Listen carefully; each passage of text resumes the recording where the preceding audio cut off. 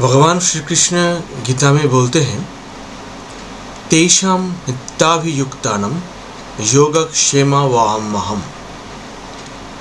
इसका अर्थ यह है कि जो सभी समय सर्वदा भगवान के प्रेम में मजा हुआ रहता है, भगवान में के प्रेम में रहता है, भगवान स्वयं उनका जो दायित्व है, उनका जो रिस्पॉन्सिबिलिटी है, वो अपने माथे पे लेके उनके पास आते हैं। देखिए, लाल किताब एस्ट्रोलॉजी जब हम करते हैं तो यूजुअली लोगों का ये मानना है, आमतौर पे जो साधारण लोग हैं, कि लाल किताब का जो रेमेडी है वो करूँगा और मेरा जो खराब इफ़ेक्ट अभी चल रहा है वो तुरंत ठीक हो जाएगा। इफ़ेक्ट ठीक होगा कि नहीं होगा ये भी चार्ट के ऊपर ही डिपेंड करता है। और अगर वो इंसान भगवान के प्रेम में है, भगवान के साथ जुड़ा है, तो स्वयं भगवान उनका जो बोझ है वो उठा लेते हैं। योगक्षेमा वाहमहम्। तो एक बहुत सुंदर कहानी है, इसके साथ मैं वो कहानी शेयर करता हूँ। लेकिन सबसे पहले जो मेरा ये लाल किताब का जो प्लेलिस्ट मैं आज से शुरू कर रहा हूँ, इस प्लेलिस्ट में आपका स्वागत है। हम लाल किताब की कुछ अनोखी बातें करेंगे। लाल किताब टोटके के लिए बहुत फेमस है, लेकिन नॉट ओनली टोटका, बट ये कैसे स्पिरिचुअल, अपने आप में इतना बड़ा स्पिरिचुअल साइंस है, उसकी चर्चा हम यहाँ से करेंगे। तो आइए भगवान का नाम लेके आज की वीडियो को शुरू करते हैं।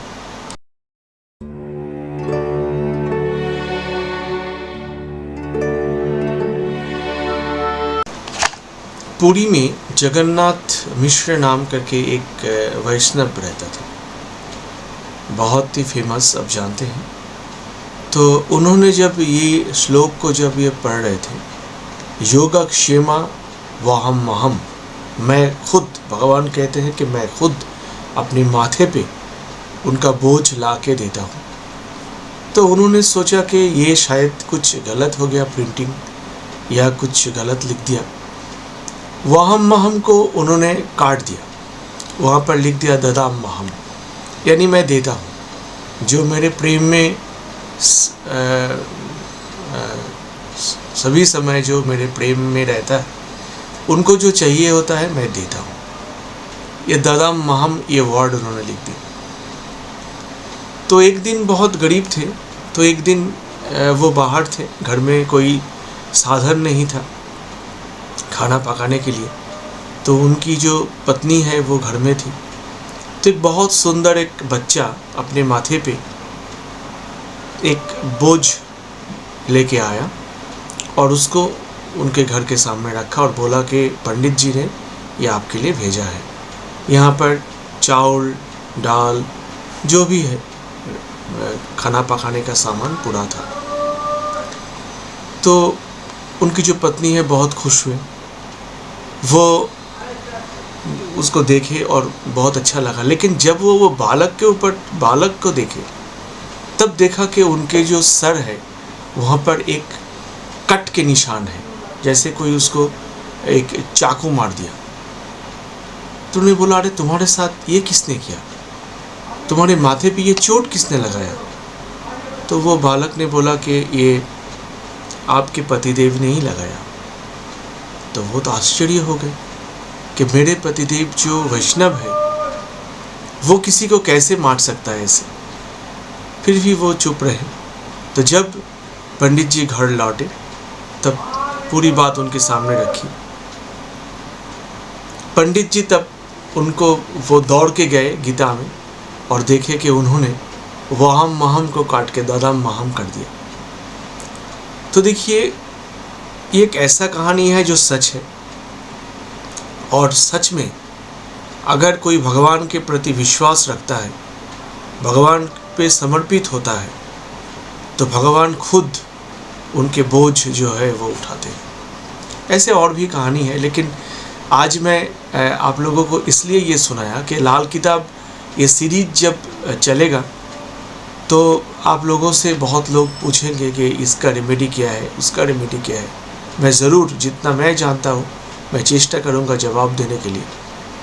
लेकिन अगर आप भगवान के ऊपर समर्पित नहीं हो तो कोई भी रेमेडी काम नहीं करेगा। आपने कुछ टोटके कर लिए और रेमेडी काम करने लगेगा, ऐसा नहीं सोचना।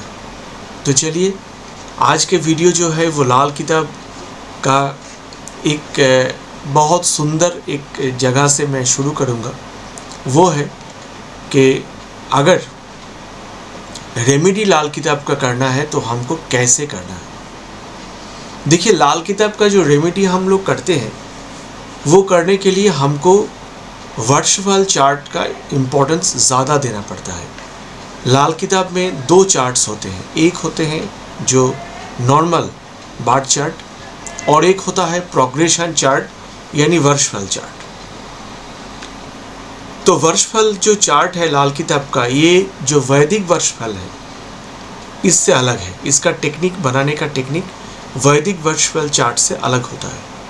और लाल किताब का जो वर्षफल चार्ट होता है वो भी एक प्रोग्रेस चार्ट होता है। जैसे भृगुनंदी नाड़ी में हम लोग प्रोग्रेशन करते हैं, जुपिटर, सैटर्न, राहु, केतु का प्रोग्रेशन करते हैं, वैसे ही लाल किताब में सारी प्लैनेट्स का एक प्रोग्रेशन किया जाता है और वो स्पेसिफिक रूल है, उस रूल के आधार पर ही किया जाता है। सपोज़ किसी के बार चार्ट में जुपिटर पहले भाव में है यानी एरीज में है या तो पहले भाव में है, तो अगर पहले भाव में है तो जुपिटर को second year, third year, fourth year कौन सी भाव में लेके जाना होगा ये लाल किताब में स्पष्ट करके लिखा है। और वो 1 2 3 4 ऐसे नहीं, उसका जो विन्यास है वो अलग होता है। तो लाल किताब का वर्षफल बनाना बहुत ही आसान है। लाल किताब के जो बुक्स मिलते हैं उनके पीछे ये पूरा टेबल दिया हुआ होता है, उससे देख के आप आसानी से बना सकते हैं।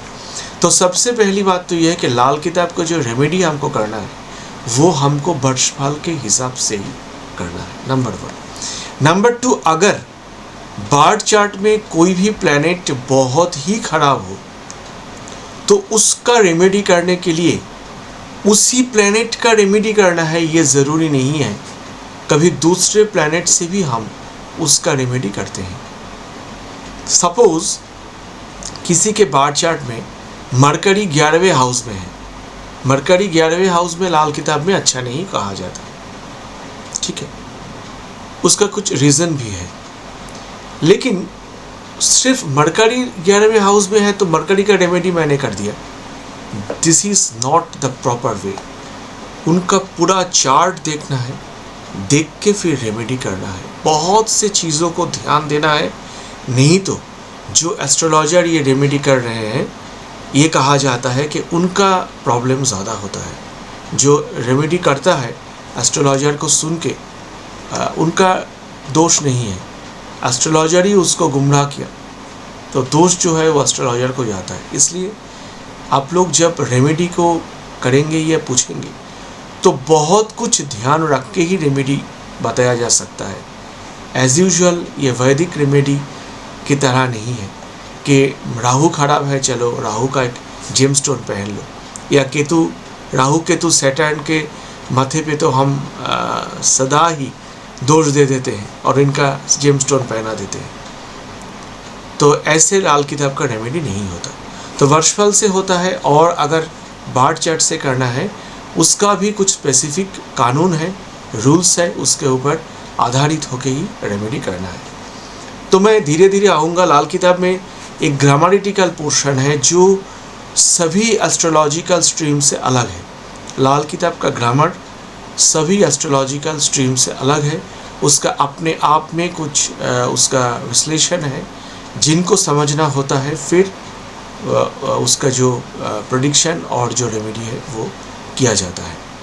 तो नेक्स्ट वीडियो में हम लोग बात करेंगे कि जुपिटर के प्लेसमेंट्स का, कैसे प्लेसमेंट्स में कहाँ क्या रिज़ल्ट आ सकता है। लेकिन रेमेडी के लिए बहुत कुछ समझने के बाद ही हमको रेमेडी में जाना है। तो आज के लिए इतना ही। उम्मीद है कि आपको रेमेडी का पोर्शन आपको अच्छा लगा। बहुत जल्द आपके साथ नए वीडियो को लेकर हाजिर होंगे। और ये प्लेलिस्ट जो आज से मैं चालू करूँगा लाल किताब का, इसको ज़रूर देखते रहिएगा। इसी उम्मीद के साथ इस वीडियो को समाप्त करता हूँ। ओम नमः शिवाय। जय राम कृष्ण।